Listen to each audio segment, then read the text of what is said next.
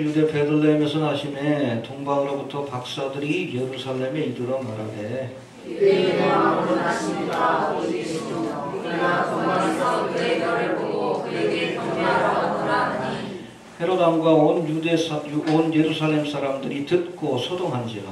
왕이 모든 대제사장과 백성의 성인들을 모아 그리스도가 어디서 살렸느냐 여부니 가로되 유대 베들레헴이오니 이는 선지자로 이렇게 기록된 바 또 유대 땅 베들레헴아 너는 유대 고을 중에 가장 작지 아니하도다. 내게서 한 다시 제사가 나와서 내 백성 이스라엘을 보좌하리라 하셨음이니라. 이 헤롯이 가만히 박사들을 불러 별이 나타난 때를 자세히 묻고 베들레헴으로 보내려 이르되 박사들이 대해서 자세히 알아보고 사람은 그에게 와여 받아가서 그에게 경배하라. 박사들이 왕의 말을 듣고 갈새 동방에서 보던 그 별이 문득 앞서 인도하여 가다가 아기 있는 곳 위에 머물러 섰는지라. 저희가 별을 보고 가장 기뻐하고 기뻐하더라.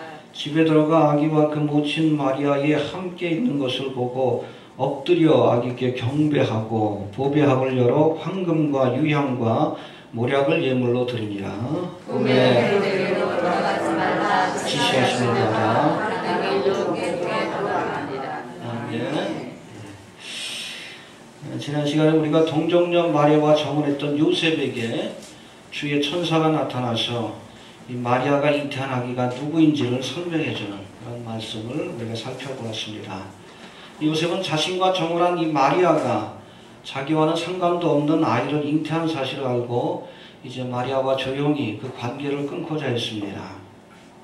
그런데 바로 그날 밤 하나님이 보내주신 사자 가브리엘 천사가 꿈속에 나타나서 지금 마리아가 잉태한 아이가 누구인지를 설명해 주시는 말씀, 이것이 1장에 소개되어 있었고 지난 시간에 우리가 살펴봤습니다. 먼저 1장 22절에 보니까 다시 한번 살펴봅시다. 22절 시작. 이 모든 일에 된 것은 주께서 선지자로 하신 말씀을 이루려 하심이니 가라사대. 예, 할렐루야. 네. 요셉에게 나타난 주의 천사가 이 예수의 탄생은 하나님께서 선지자를 통해 주신 하나님의 예언의 말씀이 성취된 사건이라고 설명하고 있습니다. 해봅시다. 예언이 성취된 것이다. 성취된 것이다. 예수의 오심, 예수님의 탄생은 우연한 사건이 아니라 하나의 해프닝이 아니라 이미 오래전부터 선지자를 통해서 예언하신 그 예언의 말씀이 성취된 사건이라고 설명하고 있습니다. 여러분, 이 마태복음에서는 이 예수님의 탄생뿐 아니라 예수님의 생애 전체, 주님의 공생의 십자가의 죽음, 부활, 승천, 무덤이 안치되시고 그런 모든 것들, 이 모든 것들이 바로 구약의 예언들이 성취되는 과정이라고 우리에게 설명하고 있습니다. 하나님은 예언하신 것은 반드시 이루십니다. 아멘. 초림에 관한 예언, 그렇죠? 모든 예언 가운데 한 3분의 1이 초림에 관한 예언이고 3분의 2는 재림에 관한 예언이에요. 성경 전체로 따지면 한 5분의 1이 종말과 재림에 관한 예언입니다. 여러분, 초림의 사건이 정확하게 역사적으로 문자적으로 성취된 것처럼 재림의 사건도 그렇게 역사적으로 문자적으로 성취될 줄로 믿고 우리가 기다려야 돼요. 요한계시록은 예언의 말씀이에요. 그건 문자적으로 해석을 해야지. 자꾸 이상하게 상징적으로 해석하니까 짐승의 뼈도 상징적으로 해석하려고 해. 벨시바와 연결도 못 시키는 거예요. 엉뚱한 소리를 하고 있어. 엉뚱한 소리. 하나님은 말씀하신 것은 반드시 이룹니다. 여러분, 기독교, 우리 다른 종교와 두드러진 가장 큰 특징이 무언가? 예언의 정확성이에요. 예언의 정확성. 하나님의 말씀은 반드시 이루어집니다. 천지는 사라져도 다 이루신다 그랬어요. 그거 예수님의 초림 사건이 그걸 보여주고 있어요. 오늘 본문에 나오지만 베들레헴에서 탄생하실 것이다. 탄생하셨잖아요. 정확하게. 마찬가지로 재림에 대한 예언도 정확하게 성취가 될 줄로 믿고 그렇게 바라보고 기다려야지. 왜 그걸 비유적으로 상징적으로 해석을 해요? 그런 줄로 믿고 기다리는 성도들은 왜 이단시합니까? 엉뚱한 소리 하고 있어. 당신들이 믿는 신앙이 뭐예요? 신앙을 믿는 거예요?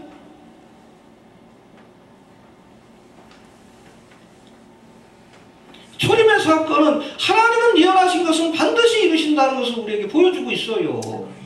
재림의 사건도 마찬가지예요. 성경의 예언들이 지금 모든 것들이 성취되고 있잖아요. 근데 왜 보면서도 깨닫지 못합니까? 예언의 성취입니다. 아멘. 이게 제일 중요한 교훈이에요. 예수의 초림 사건은 예언의 성취고 재림의 사건도 뭐 딴 것 아니에요. 성경이 예언한 대로 오시는 거예요. 그대로 지금 진행되고 있는 겁니다. 이해가 되십니까? 또 두 번째, 주의 사자는 이 예수를 구원자라고 소개하고 있습니다. 21절, 1장 21절도 봅시다. 시작. 하늘은 아버지니 이름을 예수라. 이는 그가 자기 백성을 저희 죄에서 구원할 자이시리라. 예, 예수라는 이름, 우리 히브리어는 예수아, 혹은 우리 성경에는 여호수아라고 되어 있습니다. 여호수아, 모세의 후계자인 여호수아, 그 이름을 여러분 우리식으로 바꾸면 예수가 되는 거예요. 근데 그 뜻은 하나님은 구원자이시다. 하나님은 구원이시다. 예수라는 이름 자체가 구원자예요. 우리를 죄에서 구원하기 위해서 이 땅에 오셨고 십자가를 통해서 이 구속의 사역을 테텔레스타에 다 이루셨습니다. 할렐루야. 그 공로로 우리가 의지해서 구원받는 하나님의 자녀가 되는 거죠. 알겠습니까? 이처럼 2000년 전 예수님은 죄인들을 구원하시기 위해 오셨고 이제 또다시 이제 구속받은 하나님의 백성들, 할렐루야, 교회 시대, 은혜 시대를 사는 성도들을 다가오는 환난과 심판에서 구원하기 위해서 다시 오실 줄로 그렇게 믿습니다. 이 휴거의 사건이에요. 구원하기 위해 오십니다. 세상은 심판하기 위해서 오시지만 성도들은 구원하기 위해서 오시는 거예요. 또 세 번째, 우리 23절 한번 봅시다. 세 번째 이름 시작. 보라, 천년을 인하여 아들을 낳을 것이요 그 이름은 임마누엘이라 하리라 하셨으니 예. 하나님이 우리와 함께 계시다 합니다. 예, 1장 23절에 소개하고 있는 예수님의 또 다른 이름은 임마누엘입니다. 해봅시다. 임마누엘. 하나님이 우리와 함께 하시다. 성자 하나님이 인간의 몸을 입고 인생들과 함께 하기 위해서 찾아오셨습니다. 그게 바로 성탄의 사건이에요. 이제 재림의 주님도 마찬가지예요. 이 땅에 왜 오십니까? 우리와 함께 하시기 위해서. 알겠습니까? 천년왕국이 뭐예요? 주님이 이 땅에 직접 오셔서 천년 동안 메시아의 통치가 어떤 것인가를 보여주시는 그런 기간이 바로 천년왕국의 기간입니다. 할렐루야. 우리 주기도문에서 위해서 기도하잖아요. 뜻이 하늘에서 이룬 것과 같이 땅에서 이루어지이다. 바로 주님이 이 땅에 오셔서 이 땅을 통치해 주시고 다스려 주시기를 우리가 기도하고 있어요. 이해가 되십니까? 언제 이루어집니까? 재림의 사건 때에. 이제는 2장의 말씀, 이어지는 우리 2장의 말씀을 통해서 특별히 2000년 전 성탄의 소식을 들었던 사람들이 보여주었던 여러 가지 반응들, 믿음으로 기쁨으로 경배한 사람들도 있는가 하면 오늘하고 뭐 수요일 제가 2시간에 걸쳐서 살펴볼 겁니다. 오히려 주의 오심을 기뻐하지 않고 또 오시는 주님을 죽이려고 했던 헤롯과 같은 자들도 있어요. 오늘 같은 마찬가지예요. 예수의 오심을 기쁨의 소식으로 받고 준비하는 자들이 있는가 하면 주의 오시는 것을 싫어해. 심지어 교회 안에서도. 그렇죠? 소극적으로는 주의 오심을 부인하고 적극적으로는 주님이 오시지 못하도록 방해하는 그런 세력들도 있어요. 어떠한 모습과 믿음으로 우리가 다시 오실 주님을 영접해야 될지 오늘 본문을 통해서 한번 살펴봅니다. 먼저 1절부터 3절까지 한번 봅시다. 1절부터 3절까지 시작. 헤롯 왕 때 예수께서 유대 베들레헴에 사시되 공방으로부터 사절들이 예루살렘에 올라가되 유대인의 왕은 하나님과 어디 계시며 우리가 도망가서 그를 보고 그에게 경배하라고 하노라니 헤롯 왕과 온 예루살렘이 듣고 소동한지라. 해봅시다. 예루살렘이 소동한지라. 예, 유대인의 왕이 나셨다는 하늘의 징조를 보고 먼 길을 찾아온 동방박사들이 예루살렘에 이르러서 유대인의 왕으로 나신 이가 어디 계시냐 묻고 있습니다. 유대인의 왕, 메시아죠. 메시아라면 당연히 유대 땅에 오실 것, 또 예루살렘에 오실 거라고 생각하고 헤롯 왕이 있는 궁전까지 찾아와서 유대인의 왕 메시아가 나신 곳이 어디냐라고 물었던 거예요. 그런데 3절에 보니까 이 소식을 들은 온 예루살렘 사람들이 소동했다라고, 한바탕 난리가 났다라고 이렇게 소개하고 있습니다. 문제는 이 소동이 소동으로 끝나고 말았다는 거예요. 해봅시다. 소동으로 끝나고 말았다. 여러분, 이스라엘 백성들이 그토록 오랫동안 기다렸던, 할렐루야, 그렇죠? 바벨론 포로 이후 이스라엘 백성들에게 하나님 주신 믿음과 소망이 있어요. 메시아 대망 사상입니다. 인간이 세운 왕은 안 된다. 하나님이 보내시는 다윗의 후손, 메시아가 오셔서 직접 다스려야 이 땅에 진정한 하나님의 나라가 실현될 수 있고 이스라엘 백성들이 구속될 수 있다. 그렇게 믿고 있었어요. 오랜 동안 저들이 메시아가 오시기를 기다렸습니다. 할렐루야. 예. 그 메시아가 오신다는 그런 소식을 들었어요. 근데 그 소식을 듣고도 그 어떤 사람도, 예루살렘에 있었던 그 어떤 사람도 이 동방박사들과 함께 예수님을 경배하기 위해 길을 나선 사람이 있었다는 그런 기록이 없어요. 희한하죠? 여러분, 동방박사들은 이방인입니다. 이 동방박사들이 전해주는 그 구세주의 탄생의 소식, 예수님이 오셨다는 소식을 듣고도 누구도 다 알아요. 예루살렘 사람들이 다 알아요. 이 동방박사들과 함께 예수님을 경배하기 위해 길을 나선 사람이 있었다는 기록이 없어요. 소동이 소동으로 끝났습니다. 어떤 의미에서 여러분 2000년 전의 성탄절은 오늘날 우리가 경험하고 있는 성탄절과 너무나 닮아 있어요. 여러분, 성탄절 크리스마스가 되면 온 세상이 떠들썩하고 소란스럽습니다. 하지만 정작 이 성탄의 참된 의미를 깨닫고 예수님을 경배하기 위해 하나님 앞에 나오는 사람들은 찾기 힘들다는 거예요. 심지어 청교도 국가라고 하는 미국에서도 점점 성탄절이 세속적인 명절하고 구분이 안 가. 예수 없는 성탄절이 되고 있어요. 예수님이 있어야 될 자리 산타가 차지하고 있습니다. 오늘날에도 성탄절이 그저 떠들썩하게 먹고 마시는 소란스러운 날, 소란으로 끝나. 그냥 소동하다 그냥 끝나. 해프닝으로 끝납니다. 여러분, 이어지는 4절 말씀부터 보면 특별히 이 동방박사들로부터 메시아가 탄생했다는 소식을 들은 이 헤롯이 그 옆에 있던 대제사장과 서기관들에게 야, 메시아가 어디로 오시느냐 묻는 장면이 나와요. 한번 볼까요? 4절 한번 봅시다. 시작. 왕이 모든 대제사장과 백성의 서기관들을 모아 그리스도가 어디서 나겠느냐 물으니 예, 어떻게 대답합니까? 5절 봅시다. 시작. 다들 대대대대 기운이 시절로부터 이렇게 기억됩니다.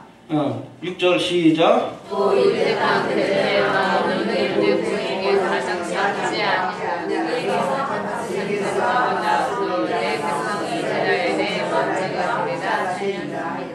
그렇죠. 동방박사들로부터 메시아가 왔다는, 메시아에 대한 징조를 보고 이곳에 왔다는 소식을 들은 이 헤롯이 옆에 있던 대제사장 서기관들에게 물어요. 야, 어디로 오시는 거냐? 성경을 전문적으로 연구하는 사람들입니다. 그러니까 정확하게 미가서 5장 2절의 말씀, 거기 뭐라고 되어 있습니까? 유대 땅 베들레헴에 예수님이 탄생하실 것이다 라는 예언의 말씀이 정확하게 기록되어 있어요. 이 말씀을 가지고 베들레헴, 사실은 예루살렘에서 멀지 않습니다. 그곳에 오신다는 그런 소식을 전합니다. 여러분, 성경 연구를 직업으로 삼았던 대제사장 서기관들이었기 때문에 예수님이 탄생하실 그 정확한 장소, 여기에 대한 예언의 말씀을 저들이 알고 있었어요. 해봅시다. 알고 있었다. 알고 있었다. 예수님이 탄생하신 구체적인 장소까지 알고 있었지만 성경을 보면 이 대제사장이나 제사장, 서기관들이 동방박사를 쫓아서 예수님을 경배하러 길을 나섰다는 기록을 우리가 찾아볼 수 없습니다. 메시아가 오시는 것을 아는 것과 오시는 주님을 믿음으로 영접하는 것은 별개의 것입니다. 알겠습니까? 해봅시다. 아는 것이 믿는 것은 아니다. 믿는 것은 아니다. 여러분, 예루살렘에 사는 모든 사람들, 그렇죠? 모든 사람들이 메시아가 탄생했다, 메시아가 오셨다는 소식을 알고 있었어요. 심지어 정확히 어디에 오실지 아는 사람들도 있었습니다. 하지만 실제로 예수님을 찾아가 경배하며 기쁨으로 영접했던 사람들은 극히 소수에 불과하다라고 성경은 우리에게 말씀하고 있습니다. 이 재림의 때에도 마찬가지입니다. 설령 우리가 예수님의 재림, 예수님의 오심, 주님이 오실 날이 가깝다는 것을 알고 있다 할지라도 실제로 예수님을 영접할 믿음의 준비를 하고 있지 않다면, 알겠습니까? 예수님의 재림은 초림의 때와 마찬가지로 우리와는 상관없는 사건이 될 수밖에 없다는 것을 기억할 수 있게 되길 바랍니다. 야고보서에서 말합니다. 행함이 없는 믿음은 죽은 것이다. 해봅시다. 행함이 없는 믿음은 죽은 것이다. 예수님이 오신다는 사실을 우리가 알았다면, 그렇죠? 저도 블로그를 통해서 벌써 2년 반, 거의 3년 가까이 주님 오실 때가 가깝다는 소식을 알렸습니다. 알았으면 어떻게 해야 돼? 그걸로 끝이면 안 돼. 예루살렘 사람들도 알았어요. 대제사장 서기관들은 구체적인 장소까지 알았습니다. 그럼 그것으로 끝났어요. 이제 어떻게 합니까? 구체적으로 주님을 영접하기 위해서 예물을 준비하고 동방박사와 함께 길을 가야지. 행함이 없는 믿음은 죽은 믿음이에요. 주님 오시면 우리가 준비합시다. 아멘. 알겠습니까? 아멘. 그 얘기하라? 천국에 그렇죠. 주님 오실 길을 예비해야 돼. 우리 마음속에 주님을 영접할 수 있는. 또 언제든지 주님 오시면 우리가 믿음으로 따라 나서 그런 준비를 하고 살아야지. 알면 뭐 할 거예요? 지식과 믿음을 구별해야 돼요. 우리가 물론 믿음의 시작은 지식이지만 행함이 없는 믿음은 죽은 믿음이요. 행함을 통해서 우리의 믿음을 드러낼 수 있어야 합니다. 구체적으로 주의 오심을 우리가 깨달았으면 기름을 예비하십시오. 열매를 예비할 수 있게 되길 바랍니다. 주변에 알지 못하는 사람들에게 회개하라, 천국이 가까웠다, 예수님 오실 때가 가까웠다 좀 전하고 좀 일깨우는 사역을 좀 감당해야지. 알면 뭘 할 거예요? 알면 뭘 할 거예요? 행합시다. 아멘. 두 번째, 이 헤롯 왕은 오시는 주님을 죽이려고 했습니다. 우리 16절 한번 봅시다. 시작. 이에 헤롯이 박사들에게 속은 줄을 알고 심히 노하여 사람을 보내어 베들레헴과 그 모든 지경 안에 있는 산의 아이를 박사들에게 자세히 알아본 그때를 표현하여 3살부터 그 아래도 다 죽이니. 여러분, 예수님이 탄생하실 당시 그 당시 예루살렘을, 유대 땅을 통치하고 있던 이 헤롯에게 있어서 만왕의 왕, 특별히 유대인의 왕으로 오시는 예수님의 탄생 소식은 어찌 보면 자신의 권좌를 빼앗을 강력한 정적이 출현했다는 뜻이기도 합니다. 그래서 이 동방박사를 속여서 예수님이 탄생하신 구체적인 장소를 알아내려고 했고, 이것이 실패하자 이 베들레헴 땅에서 태어난 어린아이들을 모두 죽여버리는 아주 잔인한 일들을 행했습니다. 스스로 왕노릇하며 참된 왕이요 만왕의 왕이신 예수님의 오심을 끝까지 방해하려고 했던 이 헤롯은 바로 오늘날 적그리스도를 예표하는 인물입니다. 알겠습니까? 네. 이제 얼마 있으면 뉴월드 오더가 이루어집니다. 세계정부. 여기에 호루스, 적그리스도가 세상을 통치하는 왕이 되려고 해요. 근데 가장 큰 정적이 누구예요? 예수님이에요. 예수님.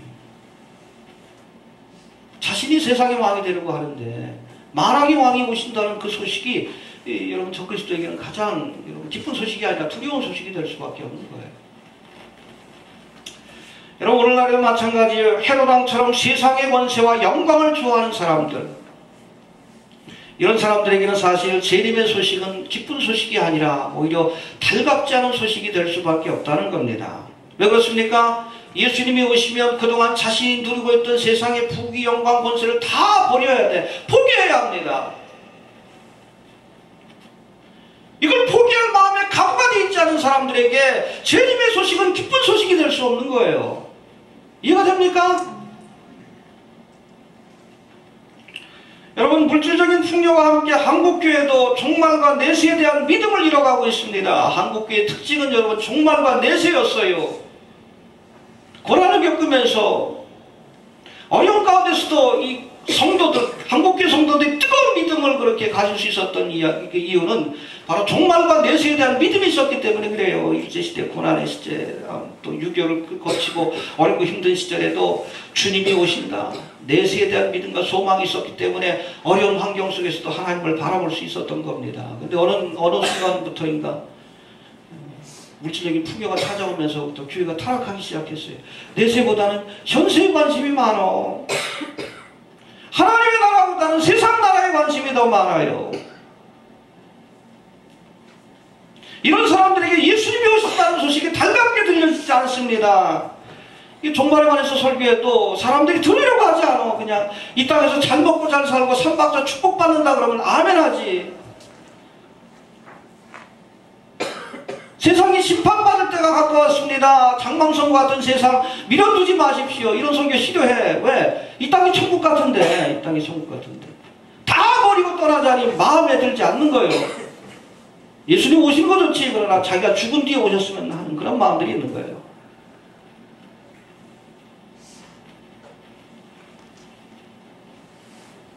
여러분, 8복 가운데 첫 번째가 뭐예요? 심령이 가난한 자는 복이 있나니 천국이 저희 것이며. 가난한 자가 복이 있는 거예요.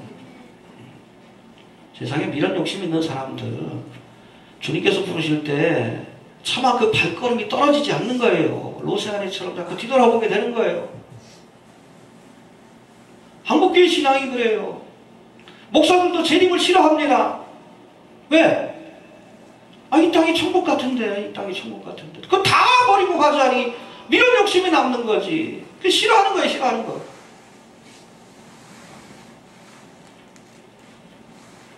다 버릴 준비를 하시길 바랍니다. 주님께서 부르시면 권력도 명예도 부귀영화도 다 버리고 예수 하나 얻기 위해서 우리가 모든 것들을 버릴 결단이 없으면 하나님의 나라에 우리가 들어갈 수 없다는 것을 기억해야 합니다. 알겠습니까? 세상에 대한 미련 욕심을 버린 자들만이 마라나타로 오시는 주님을 기쁨으로 맞이할 수 있음을 기억할 수 있게 되길 바랍니다. 마지막으로 이제 동방박사들, 저들이 맞이했던 성탄에 대해서 한번 살펴봅니다. 우리 1절, 2절 한번 봅시다. 시작. 헤롯 왕때 예수께서 유대 베들레헴에서 나심에 동방으로부터 박사들이 예루살렘에 이르러 가되 유대인의 왕으로 나시니가 어디 계시며 우리가 동방에서 그의 별을 보고 그에게 경배하러 왔노라 하니. 예, 동방박사들은 먼 곳에서 메시아의 탄생을 알리는 별을 보고 베들레헴까지 찾아와 만왕의 왕으로 오신 예수님을 경배했습니다. 별을 보고 있는 자들이에요. 시대의 징조를 분별하는 사람들입니다. 시대의 징조를 분별합시다. 땅만 보지 마시고 하늘을 보고 하나님 보여주시는 시대의 징조, 하늘의 징조들을 보고 깨달을 수 있게 되길 바랍니다. 알겠습니까? 그렇죠? 동방박사들만 그 별이 뜬 거 봤겠어요? 관심이 없었던 거예요. 주님 오시는 시대의 징조들을 보여주고 계시잖아요. 그렇죠? 그래도 관심이 없어. 관심이 없어. 여기 동방이라고 하면 그 옛날 바벨론과 페르시아가 있던 지역입니다. 근데 이곳은 여러분 일찍이 다니엘, 또 에스라, 느헤미야와 같은 디아스포라 유대인들, 그렇죠? 바벨론 포로로 끌려갔던 유대인들, 그 사람들을 통해서 하나님의 말씀, 구약의 말씀이 전해진 곳이에요. 이해가 됩니까? 그러기에 구약 성경, 특별히 선지서의 주된 내용, 메시아에 대한 약속에 대한 그런 내용들, 이 동방박사들이 거기에 대해서 알고 있었다는 거예요. 왜? 학문을 연구하는 사람들이기 때문에. 그리고 이제 이 예언이 실현되고 있다는 하늘의 징조를 깨닫고 별을 따라서 먼 곳 베들레헴까지 길을 찾아 나선 겁니다. 할렐루야. 네. 우리에게 그런 믿음이 있길 바랍니다. 말씀을 통해 또 별을 통해, 그렇죠? 예언의 말씀을 통해 시대의 징조를 통해 주님 오실 때가 가깝다는 것을 깨달았으면 이제는 짐 정리하고 주님 영접할 준비하시길 바랍니다. 알겠습니까? 알아도 그냥 가만히 있으면 소용없어요? 예루살렘 사람들처럼? 이해가 됩니까? 먼 길이라 할지라도 우리가 주님을 영접하기 위해서 믿음으로 나서야지, 행동해야죠. 이처럼 베들레헴을 찾아온 동방박사들은 구세주로 오신 예수님 앞에 예물을 드리며 경배했다라고 오늘 성경은 말씀합니다. 우리 11절 한번 봅시다. 시작. 집에 들어가 아기와 그 붙인 갈대아에 함께 있는 것을 보고 엎드려 아기께 경배하고 보리약을 열어 황금과 유향과 보리약을 예물로 드리라. 예, 동방박사가 드린 이 예물은 주님 앞에 드린 신앙의 고백이기도 합니다. 우리가 분명한 신앙의 고백, 믿음을 가지고 주 앞에 나와야 합니다. 황금, 이건 왕에게 드리는 예물입니다. 예전에도 어떤 사람이 어느 나라 일국의 왕을 만나려면 반드시 거기에 합당한 예물을 갖고 가야 돼요. 그 대표적인 것이 바로 황금입니다. 알겠습니까? 동방박사들이 예수님 앞에 황금을 드린 것은 당신은 만왕의 왕이십니다. 나의 주요, 나의 왕이 되십니다. 나는 주님의 뜻에 순종하는 신하입니다. 할렐루야. 이런 믿음을 갖고 나와야 합니다. 또 두 번째, 유향은 제사장에게 드리는 예물이에요. 제사 드릴 때 쓰는 겁니다. 이게 뭡니까? 예수님이 바로 하나님과 우리 사이에 유일한 중보자가 되어주신다. 멜기세덱의 반차를 쫓은 대제사장이 되신다. 하나님과 우리 사이에 죄를 속하시고 하나님과 우리 사이를 연결시켜 주실 유일한 중보자가 되신다라는 신앙의 고백을 담은 겁니다. 할렐루야. 아멘. 그리고 모략은 뭡니까? 우리가 보통 그 이집트에서 미라를 만들죠. 거기에 바르는 약이 모략이에요. 썩지 않도록 바르는 약입니다. 예수님께서 우리를 대신해서 십자가의 고난을 겪으시고 죽은 자에게 바르는 그런 모략입니다. 십자가의 고난을 생각하면서 또 그 몸이 썩지 않고 다시 살아날 것을 믿음으로 드린 예물이에요. 십자가와 부활에 대한 믿음을 담아서 드린 예물이 바로 모략입니다. 할렐루야. 네. 이처럼 먼 길을 찾아온 독방 박사들은 예수님 앞에 합당한 예물을 드리면서 믿음을 드린 거예요. 당신은 나의 왕이십니다. 하나님과 우리 사이의 중보자가 되십니다. 나를 위해서 십자가에 죽으시고 또 부활하실 것을 믿습니다. 할렐루야. 이 믿음의 고백을 가지고 주님 앞에 나와서 경배한 거예요. 그냥 나오지 마십시오. 합당한 예물, 합당한 믿음을 가지고 주 앞에 나올 수 있게 되길 바랍니다. 정리합니다. 2000년 전 하나님은 구약의 선지자들에게 주셨던 약속을 따라 우리를 죄에서 구원하실 구세주를 이 땅에 보내주셨습니다. 이렇듯 세상을 구원하시기 위해 오셨던 예수님은 십자가를 통해 구속의 사역을 완성하시고 부활 승천하셨습니다. 부활 승천하시면서 마지막 때에 세상을 심판하시기 위해 다시 오실 것이다라고 약속하셨습니다. 2000년 전 성탄절이 그러했던 것처럼 동방박사와 같이 믿음으로 예물을 준비한 자들, 합당한 믿음을 갖고 주 앞에 나오는 자들에게 예수에 오신다는 소식은 더없이 기쁨의 소식이 될 겁니다. 할렐루야. 그러나 헤롯왕처럼 세상에 대한 미련 욕심을 버리지 못하고 대제사장과 서기관들처럼 행함이 없는 지식적인 믿음으로 살아가는 자들에게 그날은 기쁨의 날이 아니라 환난과 심판이 시작되는 무서운 날이 될 수 있다는 사실을 기억할 수 있게 되기를 바랍니다. 우리 모두 동방박사들처럼 믿음으로 예비하고 있다가 또 시대인저로 분별하고 주의 주신 언약의 말씀을 우리가 기억하고 있다가 주님 오실 때에 기쁨으로 예물을 가지고 영접할 수 있는 우리 귀한 성도들이 되어주시길 바랍니다. 예, 초림의 사건, 재림의 사건인데 반복이 됩니다. 내가 어떠한 믿음으로 예수의 다시 오심을 영접해야 될지 한 주일 동안 특별히 성탄주간인데 우리의 믿음을 돌아보고 생각할 수 있는 시간들이 되시길 바랍니다. 주신 말씀 붙들고 다 같이 동성으로 기도합니다. 할렐루야. 주님을 감사합니다. 이 아침에